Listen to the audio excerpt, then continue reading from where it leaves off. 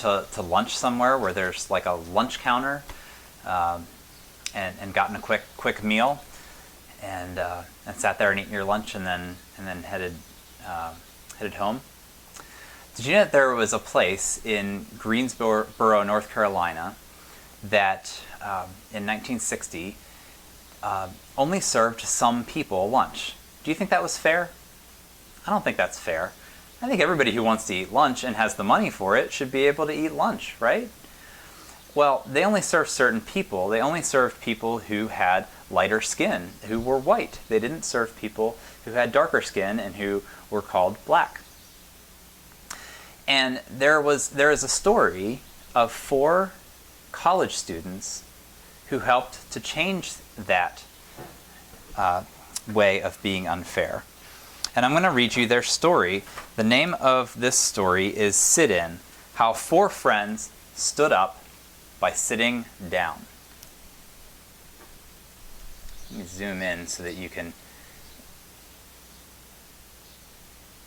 see more of this story. Sit In: How 4 Friends Stood Up by Sitting Down.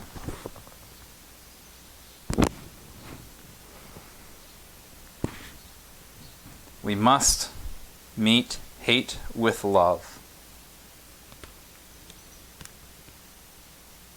These were Dr. Martin Luther King Jr.'s words that got them started.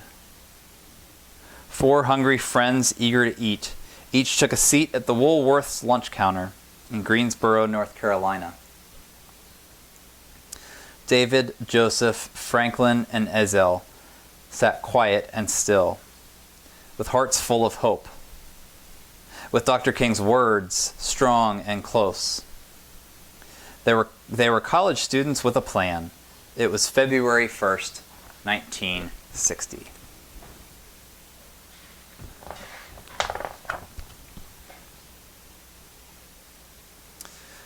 They didn't need menus. Their order was simple: a donut and coffee with cream on the side. Woolworth was busy, so the friends waited patiently, silently, without a fuss. They were the only black kids at the counter.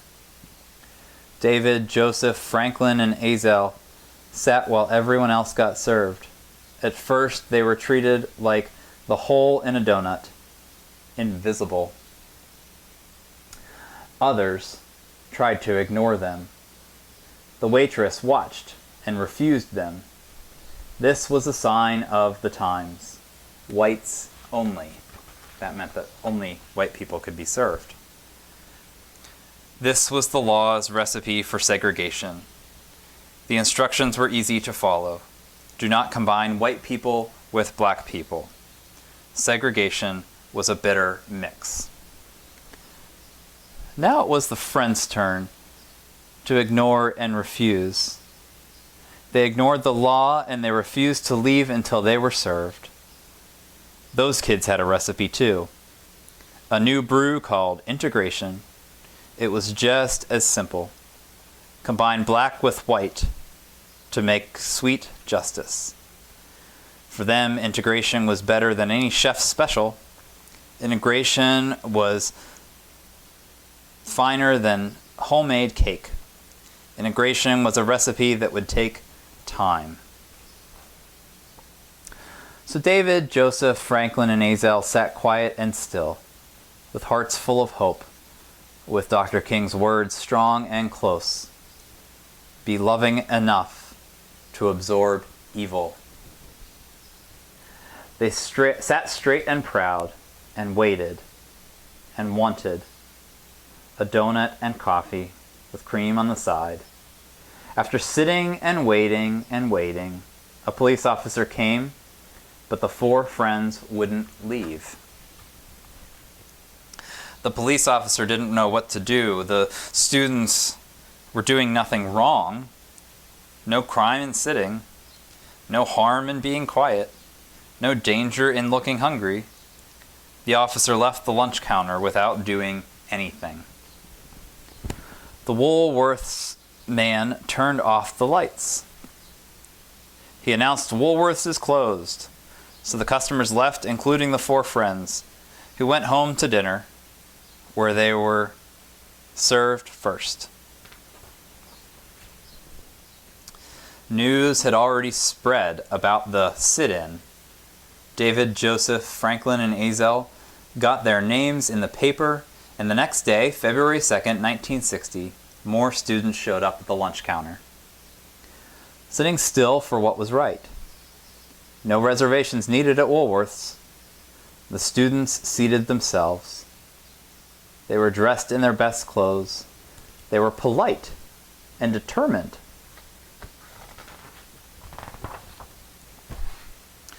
No guesswork for the waitress. The young people knew the menu by heart.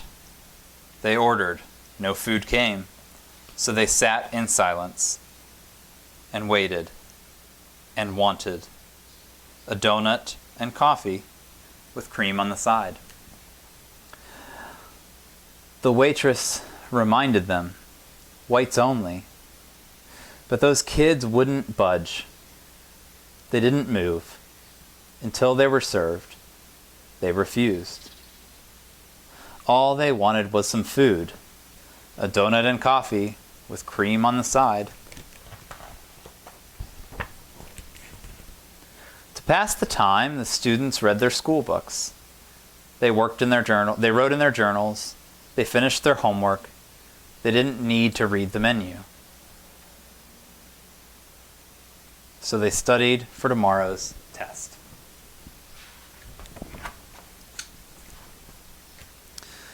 What had started in Greensboro spread faster than a grease fire. There were lunch counter protests in Hampton, Virginia, Nashville, Tennessee, Montgomery, Alabama, Atlanta, Georgia, and many other southern towns. If lunch counters could go from whites only to all welcome, if segregation could turn to integration, if black people and white people could break bread together, everyone would pass the test. Everyone would score high. A+ with that coffee and cream on the side. But many folks were not motivated to make that grade. As the sit-ins grew, angry people gave the students a big dose of hatred, served up hot and heaping.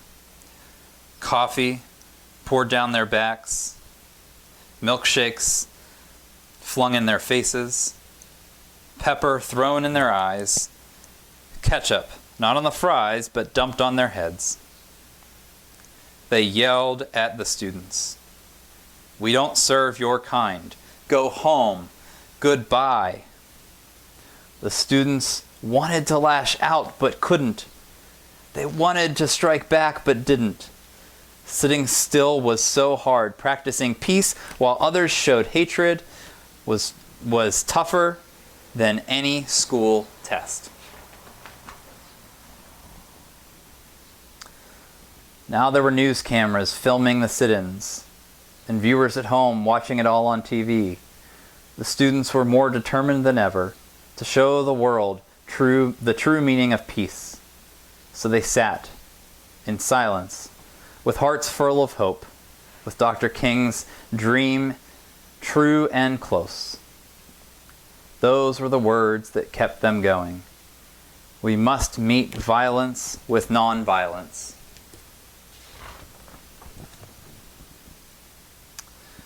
The students sat proud and still and waited and wanted a donut and coffee with cream on the side. Soon the sit-ins grew bigger and wider. White students joined their black friends to protest the unfair treatment by restaurant owners who would not serve food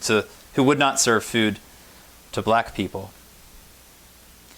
They also opposed segregated libraries, buses, parks, and pools. With so many students gathered, people got scared there would be fighting. They were afraid of all those youngsters grouped together for a cause, even though the students were committed to peace. The police now took action. They accused the students of loafing. They arrested them. They took them to jail. The students didn't resist. They didn't fight. Instead, they sang freedom songs to keep the peace. They held Dr. King's words steady and close. Demonstrate calm dignity. Soon folks were so busy arguing about who was right and who was wrong that they stopped going to Woolworths and other segregated places. Some shops were forced to integrate to keep their businesses alive, but the struggle was far from over. In April, an activist named Ella Baker organized a student leadership conference at Shaw University in North Carolina to help the young demonstrators. With Ella, the students formed the Student Nonviolence Coordinating Committee, SNCC. Inspired by Dr. King, they came up with powerful words of their own. These are the words that became the SNCC slogan: "We are all leaders." When President John F. Kennedy got a taste of SNCC's integration, he didn't sit in, he stepped up. On June 11, 1963, the president went on TV. He urged Americans to treat each other fairly. He then told Congress to take action against segregation. This became the Civil Rights Act of 1964. On July 2, 1964, President Lyndon B. Johnson made the act a law. It banned segregation in public places. The hard work and courage of those brave students paid off. They had taken a bite out of segregation. Now it was time to savor equality. Now they were ready for a big sip of freedom. Their order was simple: a double dose of peace with nonviolence on top. Hold the hate, leave off the injustice. Now the students had the right recipe for integration. The steps were easy to follow. Start with love, add conviction, season with hope, extra faith to flavor, mix black people with white people, let unity stand, fold in change, sprinkle with dignity, bake until golden, serve immediately, and make enough for all. After weeks of sitting when their backsides ached, after months of being still when their feet fell asleep, after years of praying for laws to change, when they were so hungry for equality, the young people finally got what they ordered. It was worth the wait. It was served to them exactly how they wanted it. Well done.